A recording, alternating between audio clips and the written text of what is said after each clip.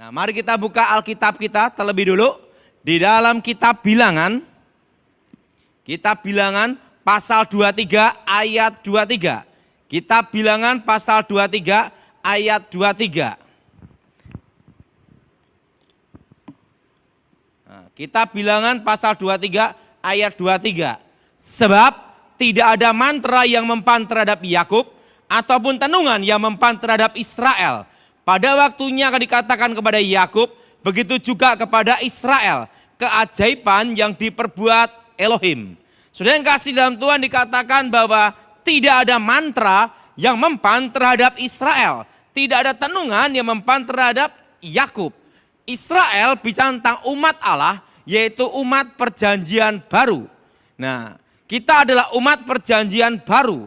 Nah, dikatakan tidak ada mantra atau tenungan yang mempan terhadap Israel. Israel bicara tentang umat Allah. Dan kita adalah umat Tuhan, umat perjanjian baru. Dan kita berkata tidak ada mantra. Arti mantra di sini adalah yang berhubungan dengan serangan-serangan ilmu hitam. Serangan-serangan kuasa kegelapan.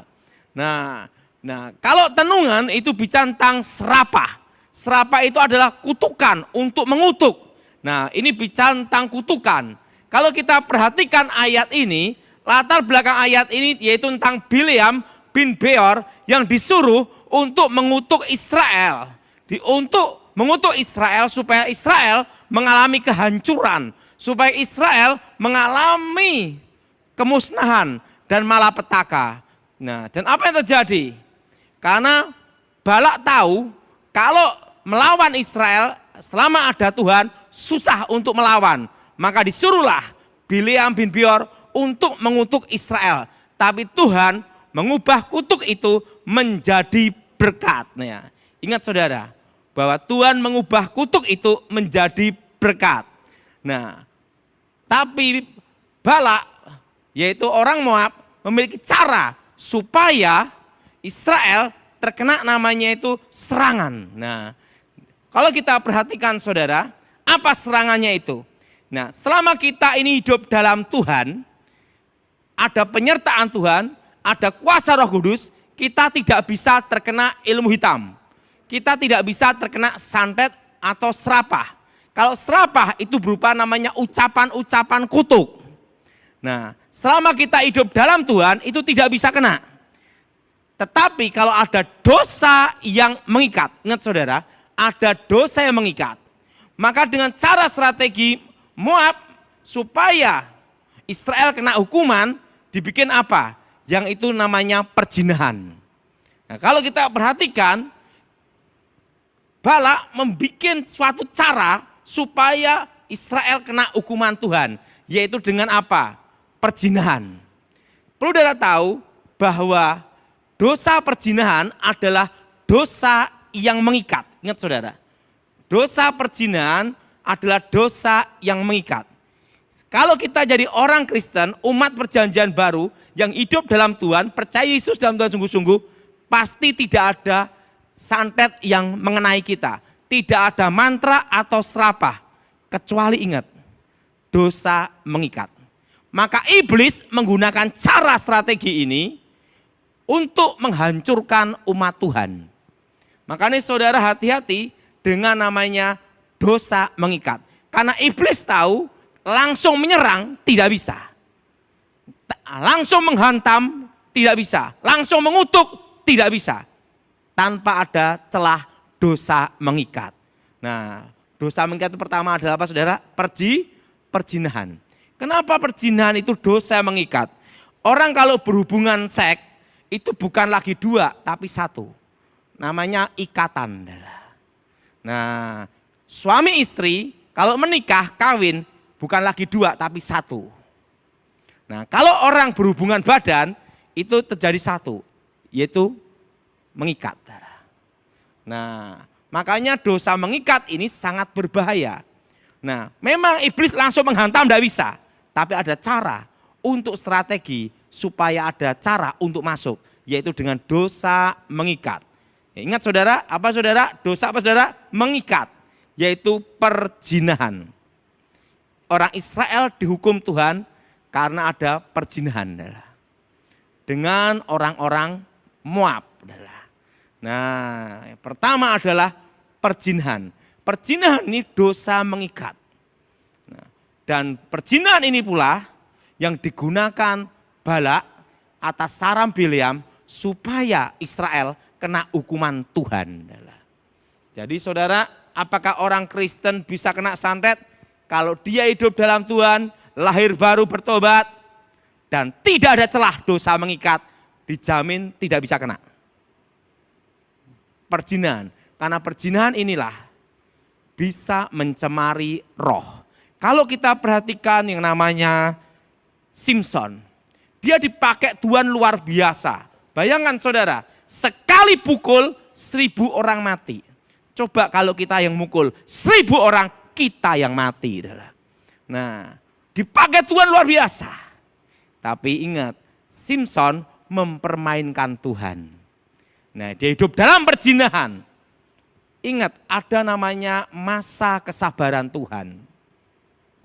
Tuhan itu tidak bisa dipermainkan. Tuhan itu tidak bisa untuk mainan. Dan Tuhan izinkan. Apa yang terjadi? Rambutnya dipotong. Artinya urapan roh itu keluar. Tuhan ambil urapan itu. Roh Allah undur. Dan apa yang terjadi? Kedua mata Simson buta. Dan dia jadi permainan. Simson yang dipakai Tuhan luar biasa. Jatuh dalam dosa karena apa? Dosa yang mengikat. Yaitu apa? Perzinahan. Nah, dari perzinahan inilah dia mempermainkan Tuhan. Dan dia kehilangan urapan. Nah, roh Allah undur.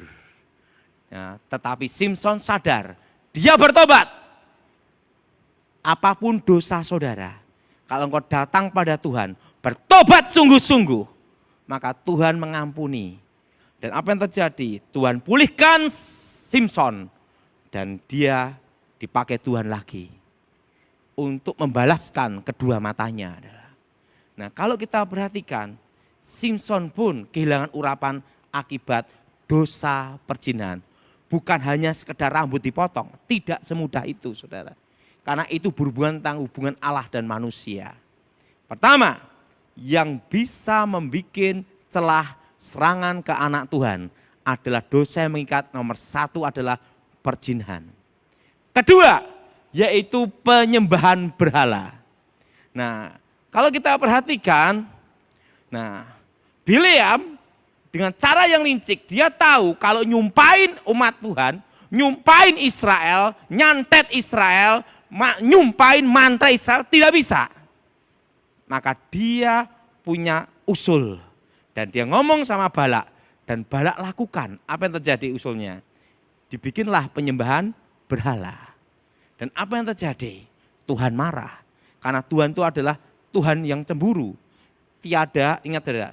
Tuhan berkata, tidak ada Allah lain di hadapanku. Bahwa tidak ada yang boleh Allah lain di hadapan Tuhan.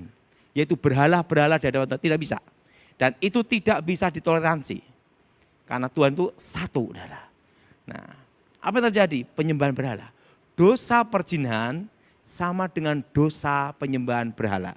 Kalau saudara orang Kristen yang hidup dalam Tuhan, percaya Yesus sungguh-sungguh, tapi engkau menduakan Tuhan, itu namanya bukan sungguh-sungguh, itu belum bertobat.